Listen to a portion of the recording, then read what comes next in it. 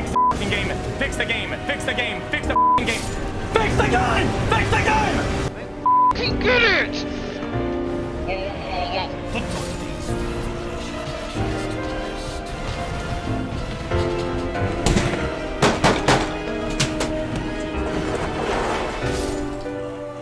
I'm pressing control.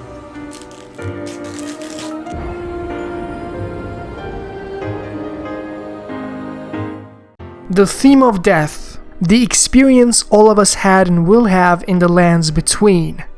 As Shadow of the Erdtree looms over us all, the release date can be announced at any moment. But the question is, are you ready for it on a psychological level? See, when two rats are playing with each other, if one has a clear advantage, the theory of evolution on fair play suggests that if the larger rat with the advantage doesn't allow for the other one to win at least sometimes, around 30% of the time, the losing rat will stop engaging and interacting altogether, in a sense, giving up on life. Similarly, in Elden Ring, the demigods we face do have these clear advantages. They can do things we can never do, and they need to let you, the Tarnished, have these micro wins so that you keep engaging with them. I define a micro win as the sense of satisfaction one feels when they successfully solve any pattern recognition problem, even partially. For instance, realizing you can jump R2, Margit's tail attack, or realizing Melania's waterfowl dance can be at least partially countered by running backwards, or realizing how much aggression one needs to maintain to get a posture break on Crucible Knight. These are all micro wins, and they are what makes an experience challenging but doable. To paraphrase Miyazaki, to be fulfilled you need a goal that must be fulfilling. At the same time, it must actually be possible to fulfill said goal. Souls games require a specific mood and mental attitude from the player. They're not like most games. The themes of death and difficulty were intentionally designed to generate a particular feeling in the player, the sense of overcoming a challenge and one of immense satisfaction. And this is something valuable in a society where most of us are leading relatively comfortable lives, a life where the mind has a tendency to create suffering and dissatisfaction left to its own devices. To quote Miyazaki again, I think death is a crucial element when designing games around the theme of satisfaction of overcoming overwhelming odds. If you had a game that said, oops, you're dead, now switch off the game, it wouldn't be very successful. So you need to have something to teach and be there to learn from, and we feel that death in video games is a positive experience. If you look at the core dynamics of video games in general, you will see how the protagonist and enemy interplay is balanced in favor of the player most of the times. In Skyrim, you are the chosen hero, the Dragonborn. In God of War, you're Kratos. In Witcher 3, Geralt is a magical mutant made for hunting and killing monsters.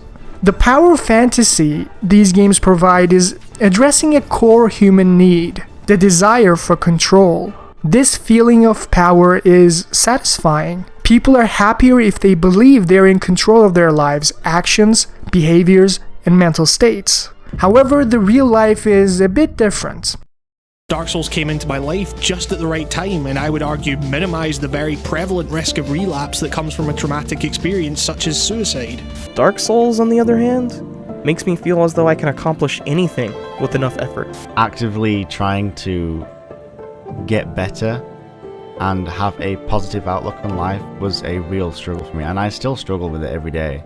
But the important thing to remember is that you are working on it now. That dark cloud I mentioned earlier, I pretended that it was some crazy Bloodborne boss, and whenever I found myself falling into a dark place, I would picture myself fighting it.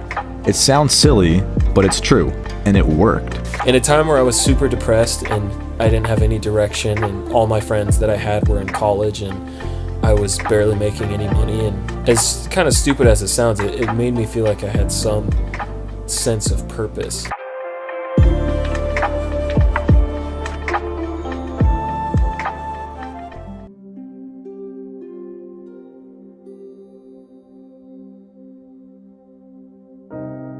Even the smallest of things require an enormous amount of time and effort, an upfront investment. The doctor tells you how you need to lose weight if you want to live, and as an obese person, the exercise and diet regimen you have to follow is challenge on all fronts. You want to have a relationship? You have to spend more time outside meeting new people and socializing. That can be very challenging for certain people who mostly have an introverted personality type. You need money? Depending on where you live, finding a job can be extremely challenging, let alone maintaining one. See, my point is, accomplishing stuff in life takes more time and energy than we normally assume. Playing the long game consistently can be psychologically destabilizing. It can make you feel as if your life is not always in your control. But video games do not have this limitation. The amount of time and effort you need to put in to get the results are relatively much more manageable.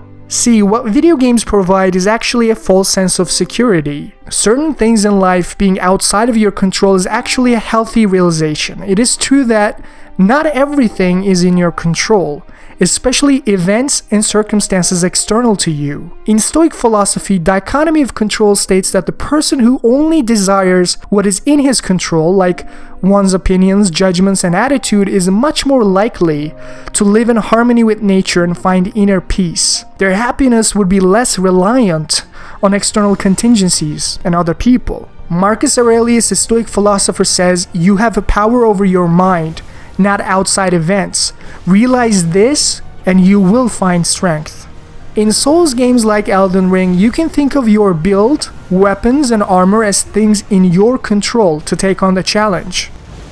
However, this would be a limited perception. These are not things in your direct control. Let me provide you with a tangible example. In my first playthrough, I really wanted to get the Raging Wolf armor set Miyazaki was teasing us all the time in the trailers. But then I realized for me to get the armor, I have to skip the Volcano Manor dungeon altogether so that I can finish the assassination request in the consecrated snowfields.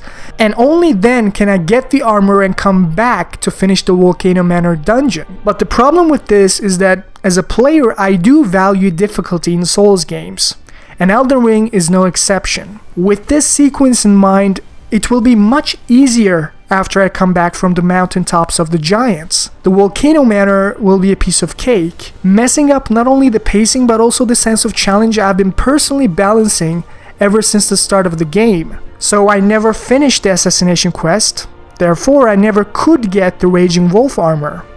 Similarly, Elden Ring houses many weapons, armors, and skills that you can miss out on, and only relying on those external influences to defeat your opponent is problematic in Stoic philosophy. You may or may not get these weapons, skills, and armors that can make the difference between winning and losing.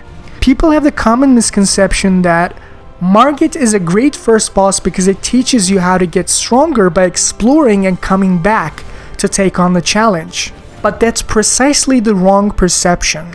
You shouldn't rely purely on stats or weapons when you're faced with a seemingly insurmountable obstacle. Margit is a great first boss because he's so relentless, complex, and aggressive, forcing you to become a better player on the purest sense of the word. In this worldview, you don't rely on stats too much, but your own skills as a player.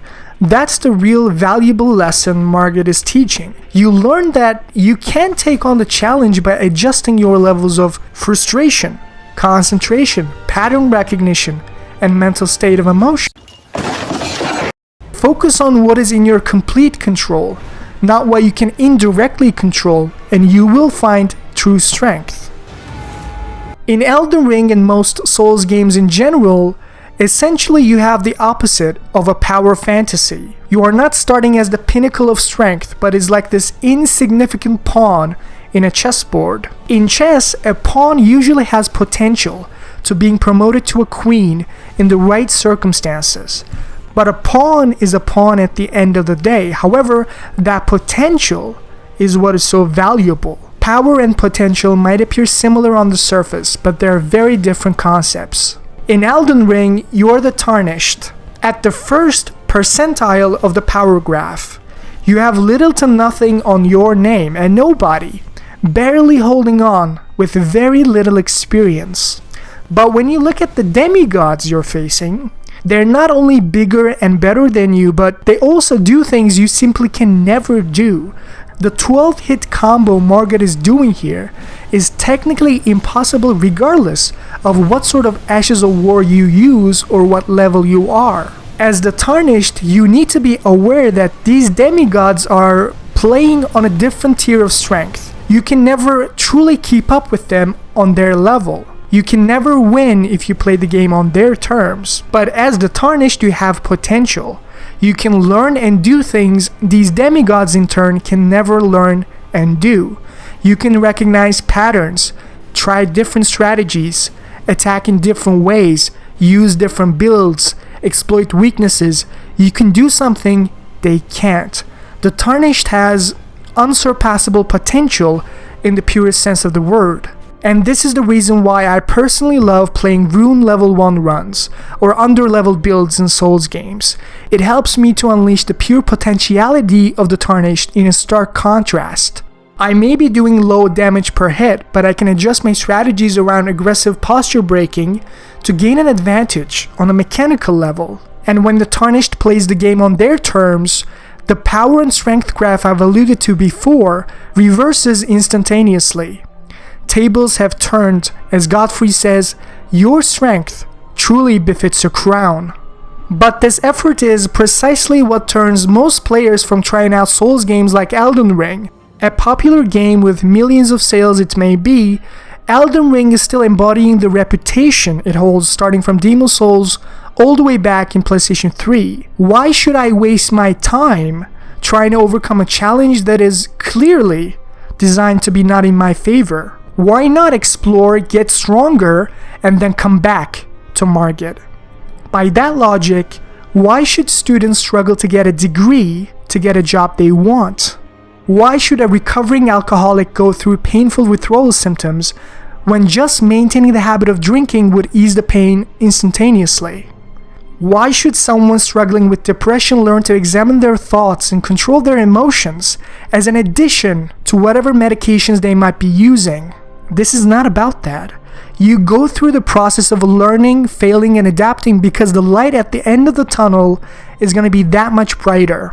It is not just about defeating the opponent, as there's countless ways to do so in Elden Ring, but how much satisfaction you feel when you defeat them is the question you should be asking. Sometimes, counterintuitively, a challenge is what is needed to give someone a light. Psychologists define resilience as the process of adapting well in the face of adversity, trauma, tragedy, or significant sources of stress. As much as resilience involves bouncing back from these challenging experiences, it can also involve profound personal growth. That same idea reinforced prior by Marcus Aurelius. A psychological theory called zone of proximal development reinforces this perception, stating that the perfect level of learning exists in the space between I can easily do this on my own blindfolded, and this is so hard that I can never overcome this even with summons or cheese strats. If you crush a boss in your first attempt, you're unlikely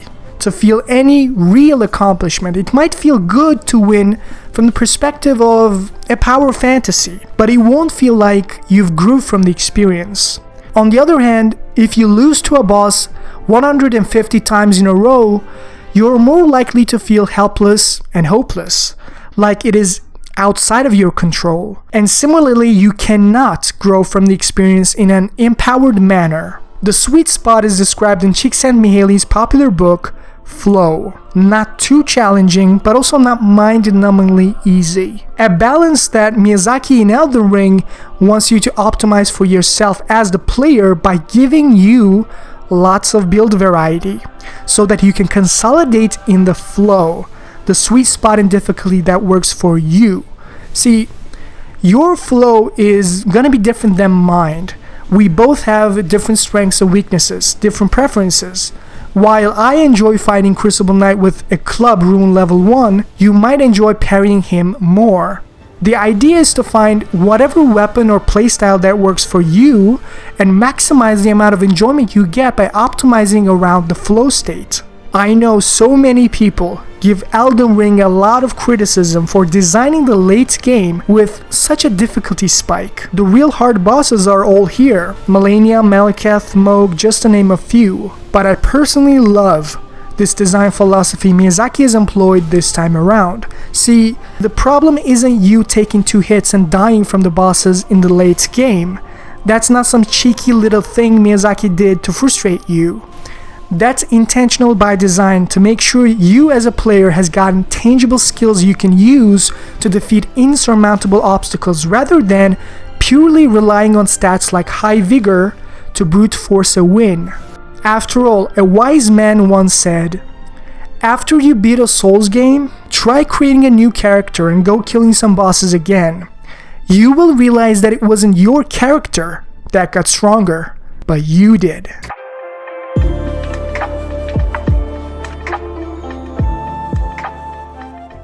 And if you did enjoy this episode, please subscribe because my next video is going to be very interesting and I don't want you to miss out on it. You can watch my video essay playlist here, and as always, thanks for watching.